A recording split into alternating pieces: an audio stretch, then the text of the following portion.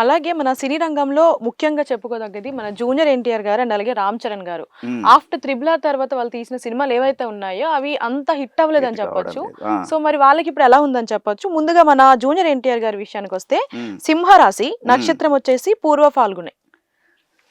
సింహరాశి చెప్పుకున్నామమ్మా మనము. Junior NT గారు నిజంగా వాళ్ళ తాత యొక్క హ్మ్. అన్నీ పులికి పుచ్చుకున్నటువంటి హీరో. అవును. చాలా మంచిగా చేస్తూ ఉంటాడు యాక్షన్. అవును. అయితే వారికి ఏం నక్షత్రం అమ్మా? పూర్వ ఫాల్గుని ఆ! గురువుగారు. పుబ్బా నక్షత్రం కాబట్టి వారికి సింహరాశి జాతకాన్ని గమనించినప్పుడు వీరికి మరి మనకిక్కడ కనిపిస్తున్నటువంటి విషయాన్ని వీరికి 11 ఆదాయం, 11 ఖర్చు. హ్మ్. తర్వాత ముగ్గురు మెచ్చుకుంటే ఆరుగురు విమర్శిస్తారు. రామారావు గారి జాతకం జూనియర్. అవును. అయితే వారిలో ముఖ్యంగా మనకు పుబ్బా నక్షత్ర జాతకులకు ఈ సంవత్సరం కొంతవరకు మరి అష్టమ శని తామ్రమూర్తిగా ఉన్నాడు కాబట్టి ఈ తామ్రమూర్తి అయినటువంటి అష్టమ శని, అష్టమ రాహు దోషం బాగా కనబడుతూ ఉంది. ఓకే. కొద్దిగా వీరికి ఆరోగ్యపరమైనటువంటి విషయాల్లో జాగ్రత్తగా తీసుకోవాలి మన ఓకే. సూచన. తర్వాత వీరికి ముఖ్యంగా కనబడుతున్నది ఏమిటంటే ఎవరిని అతిగా నమ్మవద్దు వీరు. దగ్గర వాళ్ళు మోసం చేసే అవకాశం ఉంది. అవును.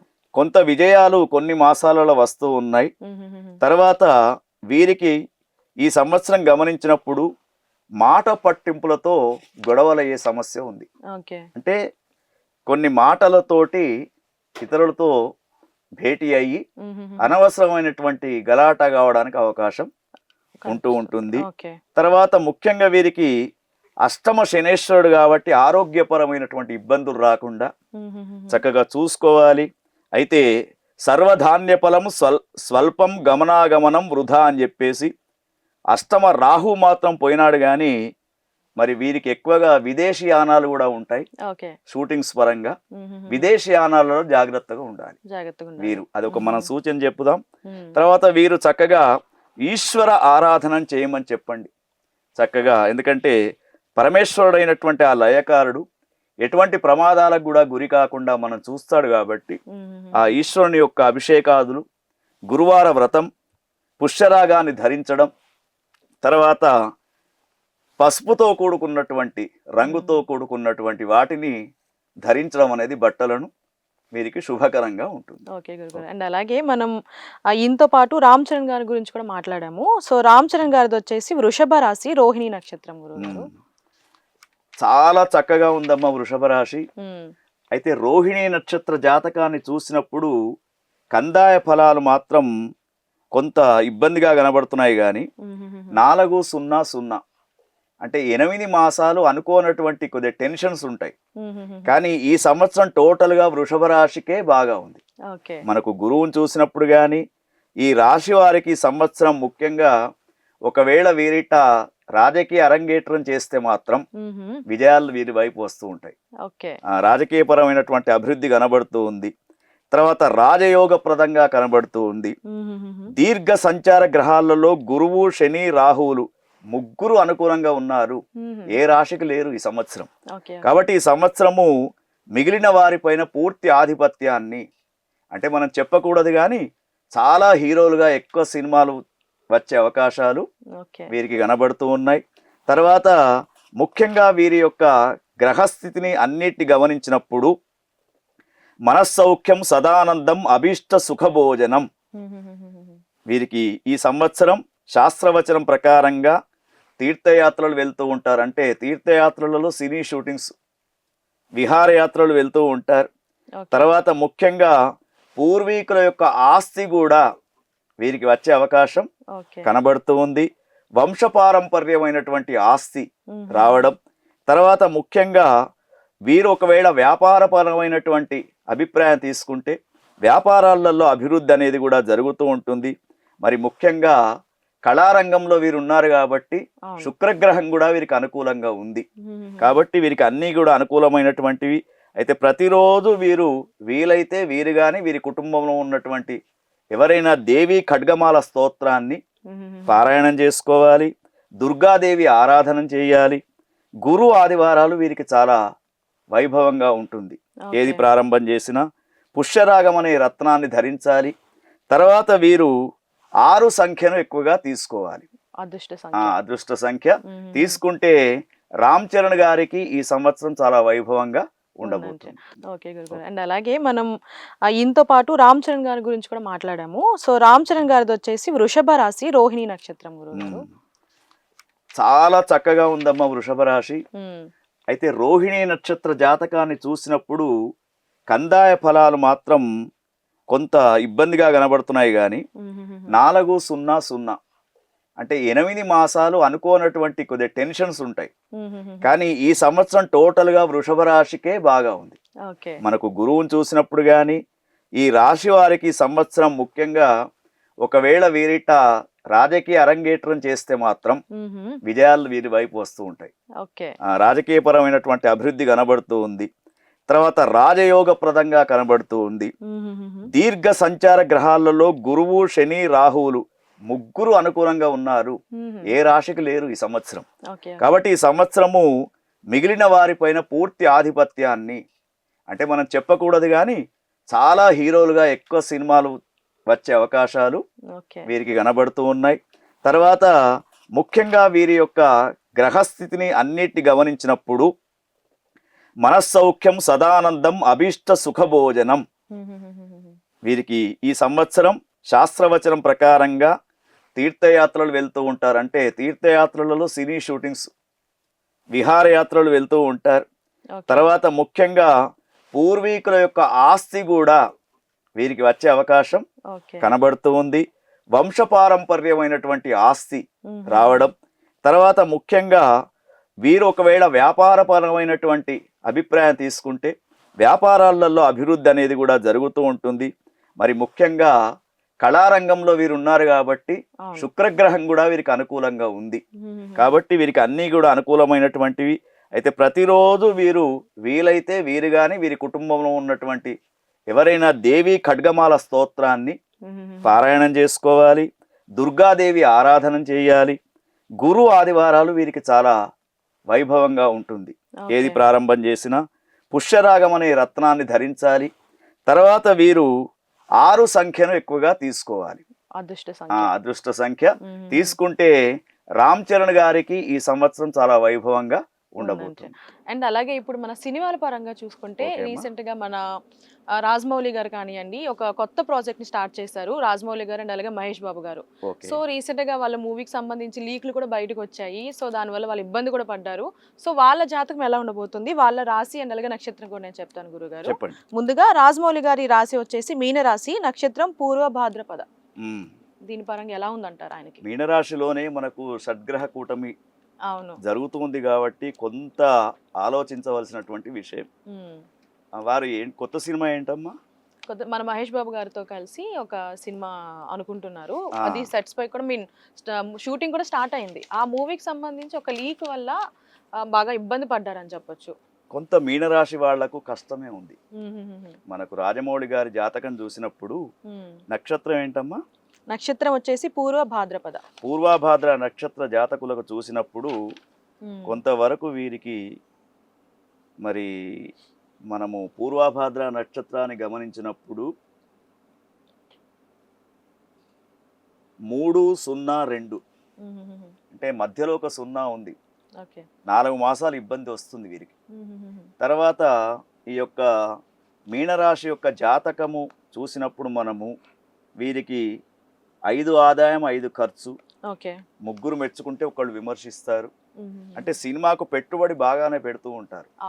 అయితే ఒకటి ఏమిటంటే అంతఃకరణమైనటువంటి శత్రువులు, వీరికి ఉన్నటువంటి అంతఃకరణమైనటువంటి శత్రువుల వలన కొంత ఇటువంటి లీక్స్ అనేది ఏర్పడుతూ ఉంది.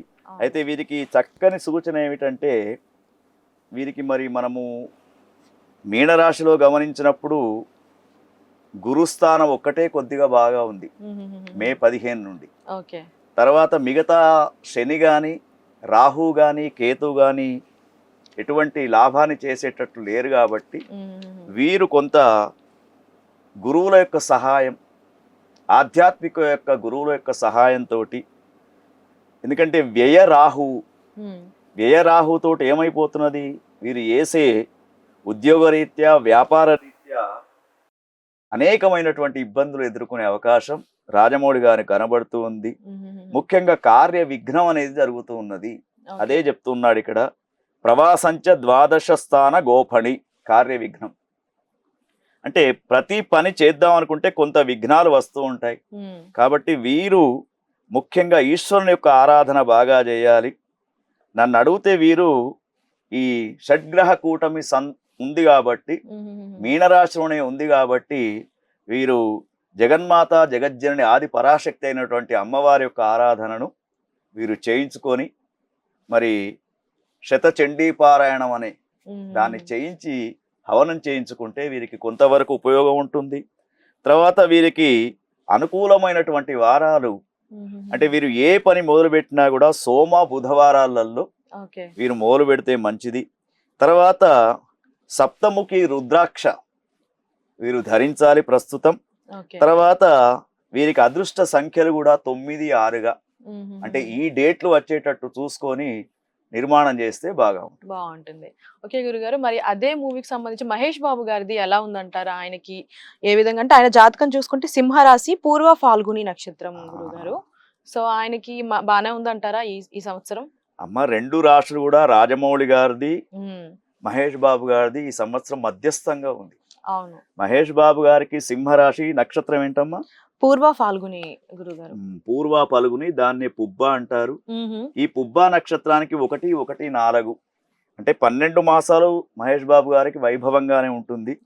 అయితే సింహరాశి జాతకులకు అష్టమ రాహువు, అష్టమ శని దోషం అనేది కలుగుతూ ఉంది. ఈ అష్టమ శని అష్ట కష్టాలు పెడుతూ ఉంటాడు. అందుకే శని బాగాలేనప్పుడు కొంతవరకు తొందరపడి పనులు చేయవద్దు. తర్వాత పుబ్బా నక్షత్రం కదా వీరిది, పూర్వ ఫల్గుని. అవును. కాబట్టి వీరికి ఏంటంటే ఈ సంవత్సరము మరి చూసినప్పుడు వీరికి సామాన్యమైనటువంటి ఫలితాలు కనబడుతూ ఉన్నాయి. తర్వాత వీరికి ముఖ్యంగా కష్టాన్ని నమ్ముకొని ముందుకు పోతూ ఉంటారు. తర్వాత ఎవరిని అతిగా నమ్మరాదు. ఇప్పుడు ఎట్లా ఉందంటే మన చుట్టూ తిరుగుతూనే మన యొక్క అన్ని విషయాలు తెలుసుకుని బయట ప్రచారం చేసే వాళ్ళే ఎక్కువ ఉంటున్నారు. అది ఈ విశ్వావసునామ సంవత్సరంలో ఎక్కువగా కనబడుతూ ఉంది. తర్వాత వీరికి ఉన్నటువంటి గురువు మాత్రం కొంతవరకు లాభస్థితి ఉంటాడు కాబట్టి గురువు యొక్క అనుకూలత వలన యశోర్ వృద్ధి బలం తేజ సర్వత్ర విజయసుఖం అని వీరికి గ్రాచారంలో ఉంది. కాబట్టి గురుబలంతో వీరు చేసే కార్యక్రమాలన్నీ కూడా ముందుకు వస్తాయి.